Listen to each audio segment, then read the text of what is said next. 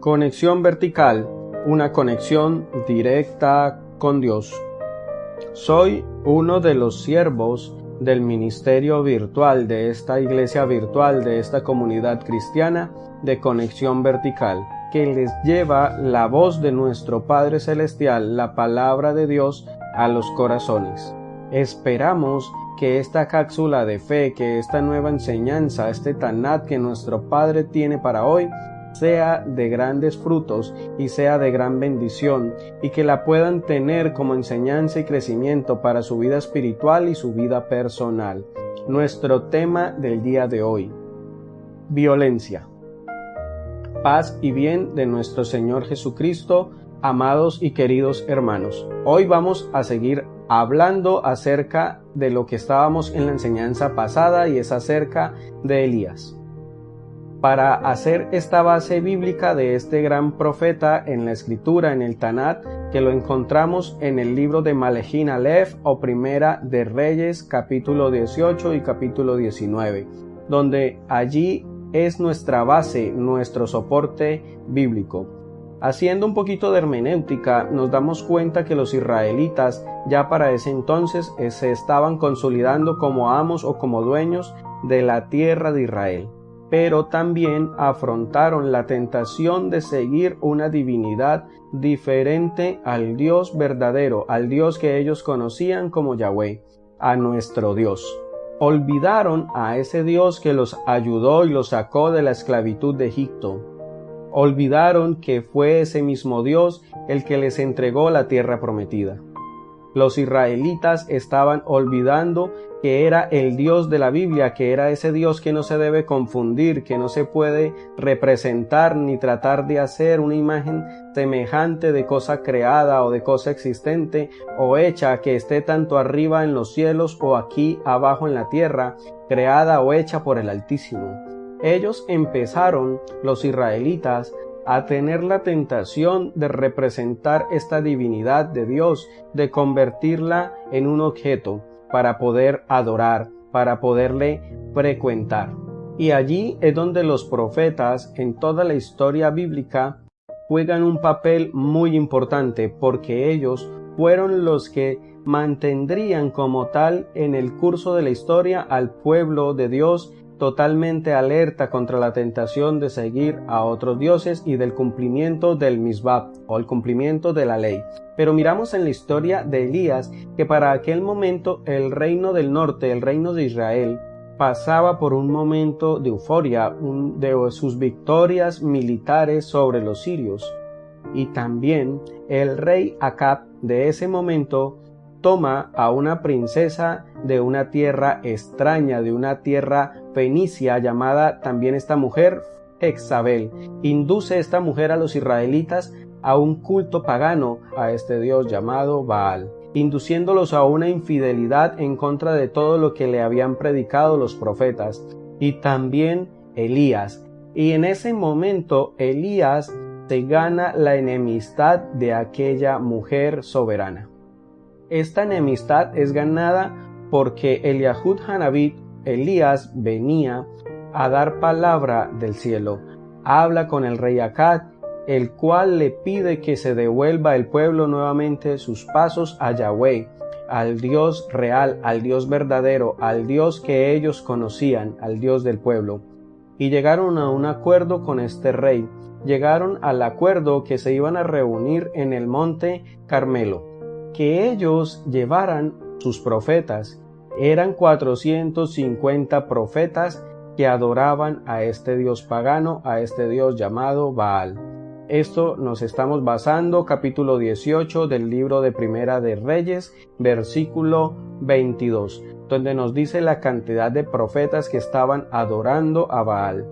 Incluso también recordemos que el monte era el lugar privilegiado o predilecto de Dios en aquel momento para tener contacto con sus siervos, con sus sacerdotes, con sus elegidos. Y de allí es donde nosotros conocemos uno de los nombres de Dios como el Shaddai, el Dios del monte o el Dios de la montaña. En el monte Carmelo, allí invitan a los sacerdotes paganos aquellos 450 y que ellos logren clamar y pidiendo con fervor a su divinidad de Baal poder encender un altar y una ofrenda que le estaban haciendo en su nombre. Claro está, ellos fracasaron, porque la idea era demostrar cuál era el Dios verdadero, y el Dios que respondiera con fuego desde el cielo, ese iba a ser el Dios verdadero. Como lo conocemos en la historia, estos 450 hombres hasta rasgaron sus pieles, sus carnes, perdieron sus voces pidiéndole a este Dios que nada les iba a contestar. En cambio, Elías, cuando fue su momento, allí arriba en ese altar, él pide que mojen la madera, y no fue tan solo en una ocasión, fueron 3 veces en que él pidió que mojaran la madera, que echaran agua sobre ese altar. Luego, arrodillándose, alzando sus manos al cielo y alzando su voz, clamó, pidió respuesta a Yahweh, que hiciera descender el fuego del cielo y aceptara y consumiera aquella ofrenda. Y así fue totalmente consumida la ofrenda. Dios responde y deja en ridículo a todos los profetas de aquel falso Dios llamado Baal. Eliahud Hanabí, como lo conocemos nosotros como Elías, como vencedor, como victorioso, ordena degollar, que degüellen a todos los sacerdotes que servían a ese falso Dios. Y luego se aparta. Pero Acab va y cuenta a su esposa, a Jezabel, lo que había sucedido, lo que había acontecido y la decisión de violencia que había tomado Elías. De esta manera, la reina Jezabel envía un mensajero a decirle que de igual forma ella iba a cobrar, que ella iba a tomar venganza y que le iba a matar. Miremos también en la historia que Elías en ese momento era el único profeta que quedaba al servicio de nuestro Hachén, de nuestro Dios, porque habían emprendido una cacería y habían buscado a los profetas para matarles, para que no quedara ningún profeta existente de nuestro Yahweh. Elías, cuando escucha lo que el mensajero le trae, que Jezabel le había mandado como razón, emprende la huida porque siente miedo, sale rápidamente huyendo. Pero también llega un momento donde él se recuesta, donde él descansa en un árbol, en un arbusto, y allí bajo esta sombra siente desfallecer y le pide a Dios su propia muerte, desea su muerte, y una vez cometida esta falta, esta falla, nuestro Padre está siempre a su lado, está allí para todo aquel que le pide su ayuda. Estaba atento para ayudarle, para servirle, y lo alimenta con pan y le da de beber agua, le envía un ángel, un mensajero para que le lleve alimento. Elías consume este alimento, recobra un poco de fuerza, pero aún cansado, vuelve a dormir. Así que el ángel lo despierta nuevamente después de haber descansado un tiempo y le pide que se alimente nuevamente, porque allí él se levantará, hablando de Elías, y tendría un camino grande por recorrer. Caminó 40 días con sus noches, pero Elías se reconfortó, se llenó de ánimo, fue capaz de afrontar esa destrucción masiva que tenía consigo mismo, esa depresión que estaba él viviendo. Como hablábamos en la enseñanza pasada de Elías, él de carne y hueso, al igual que nosotros, pudo salir adelante con la ayuda divina de nuestro Olam, de nuestro Eterno. Y allí, una vez habiendo salido de esta dificultad, hizo grandes proezas, hizo grandes cosas en el nombre de nuestro Padre. Volvió a ungir reyes, volvió a gozar de la presencia y de la ayuda del Dios único y verdadero a cual él servía con fidelidad. Elías, siendo humano, siendo carne, hueso igual que nosotros, tuvo grandes fallas delante de nuestro Dios, pero esto, si nosotros lo miramos, es para darnos también ánimo a nosotros mismos. Pues si Elías pudo superar todo eso, nosotros también vamos a poder superar muchas de las dificultades de la mano de Dios, dificultades de nuestro diario vivir. Eliahud Hanabí comete un agravio y es la violencia. Claro, debemos tener en cuenta que Elías era muy celoso y él defendía con ese celo todo lo que fuese en contra de nuestro Creador, de nuestro soberano Dios. Por eso fue allí la decisión tomada de violencia, de desgollar a 450 falsos profetas de Baal. Pero a raíz de esta violencia también sufrió, y sufrió mucho. Yahweh lo respalda en aquella oración y tuvo gran éxito frente al pueblo cuando nuestro Dios responde con fuego y consume aquella ofrenda. Hace descender ese fuego del cielo y devora por completo, consume por completo la ofrenda que estaba dada para Dios nuestro Padre. Pero los profetas de Baal querían invocar e intentaron, en su fracaso no hubo respuesta de ningún fuego desde el cielo. Elías simplemente pudo haberlos dejado a ellos ahí en ese estado de ridículo, pero los mató a todos. Y eran muchísimos hombres, fue mucha sangre la que se derramó en ese día, y la derramó Elías, y esto después tuvo estragos en su vida espiritual. A veces nosotros nos dejamos llevar por la violencia, y esa no es la voluntad de Dios. Nosotros somos discípulos de un Cordero. Entonces, si usted tiene como tentación la violencia, y la vamos a ver en varias etapas y en varias partes de nuestra vida, pídale a Dios que le ayude a superarlo, porque nosotros nunca podemos recoger el agua derramada. Y nosotros cuando herimos un corazón con palabras, y peor aún, con golpes o actos, nosotros tenemos muy malas consecuencias. Dios no es un Dios de violencia, Dios es un Dios de amor.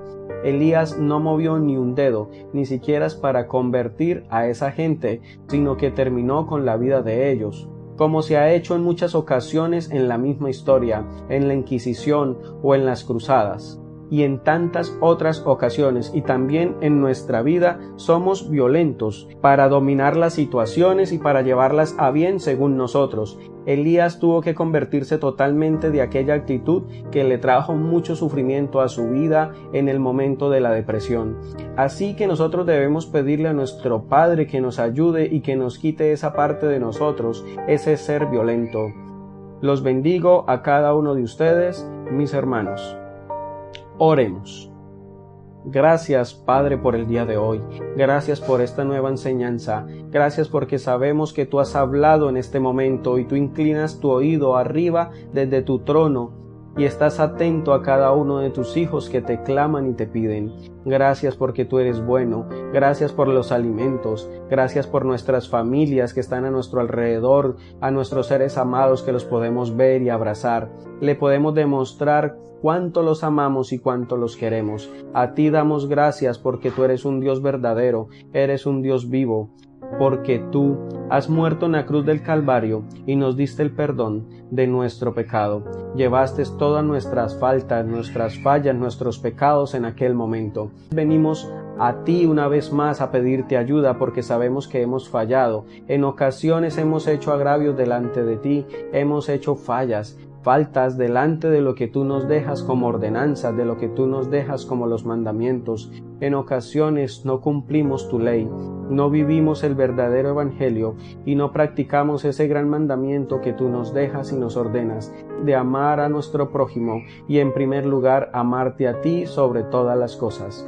Te pedimos que nos ayudes, amplía nuestro conocimiento, amplía nuestra fe y ayúdanos, Padre, a que ese ser violento dentro de nosotros empiece a morir a partir de hoy. Te entregamos ese ser violento que hay en nuestro interior, ese ser salvaje, esa parte de nuestra naturaleza que está allí guardada para que tú seas moldeando, para que tú seas como aquel alfarero, cuando toma el barro y hace su mejor vasija. Así queremos, Padre Celestial, que nos quebrantes. Así nos duela, pero haznos saber cuál es tu voluntad. En tu nombre santo. Amén.